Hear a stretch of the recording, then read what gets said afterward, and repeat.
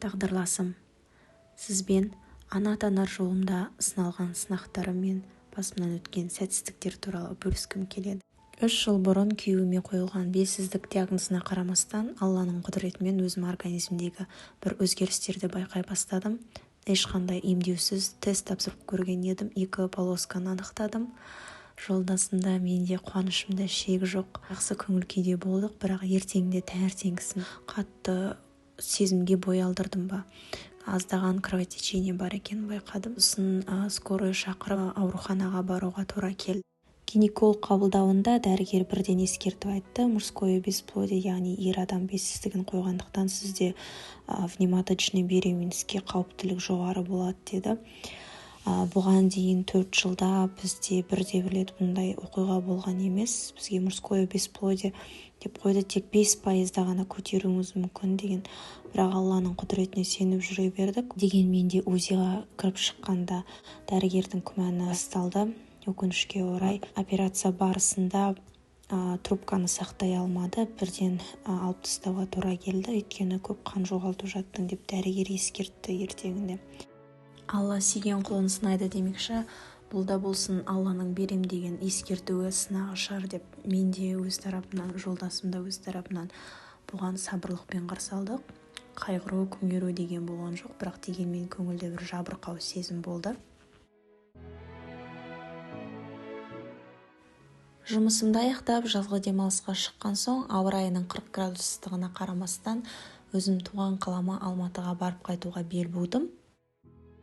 Туғандарымның ыстығы ықыласы мен мейіріміне бөленіп, табиғатта көбірек серуендеп, табиғаттан күш-қуат алып қайттым. Бір Аллаға сүйеніп, қыркүйек айында эко жасаймыз деп бел будық. Жолдасым екеуміз қажетті анализдердің барлығын жинауға кірістік. Барлық анализдер жиналғаннан кейін эко орталыққа бардық. Сол жерде бізге эконы 2 айға бөлді, қыркүйек және қазан айына. Қыркүйек айында мен үнемі өзім жеке барып жүрдім. Гормональды стимуляция және де пункция яичников сол айда болды. Қазан айында бізде эко перенос эмбрионов болды. Эмбрионды жатырға орналастыру процесі сәтті өтті. Дәрігер экодан кейінгі нұсқаулықты берді. Сол нұсқаулық бойынша қажетті дәрі-дәрмектерді уақытылы ішіп жүрдік. 2 апта бойғы күйеуімнің күтімінен кейін тест на беременность сәтті шықты.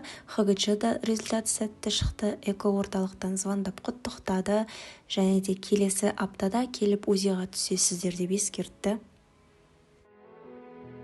Өз тарапымыздан Аллаға мақтау-мадақтауымызды арттыра түстік. Сонымен 1 аптадан кейін УЗИға центрға бардық. Өкінішке орай, УЗИ барысында жатырымнан эмбрион анықталмады. Анализ қайтадан тапсырып, дәрігер выкидыш болған, яғни түсіп қалғандығын айтты. Бірақ менде ешқандай кровотечение, ештеңе болмаған, бұл бір беймәлім нәрсе болды. Осылайша жарты жылда 2 рет Алла тарапынан сыналдым. Егер де сіздің де басыңыздан осындай жағдайлар өтсе, жабықпаңыз, қаймықпаңыз. Барлық нәрсе Алланың қалауымен. Бәрін көріп білуші бір Алла. Құлшылығыңызды арттыра түсіңіз.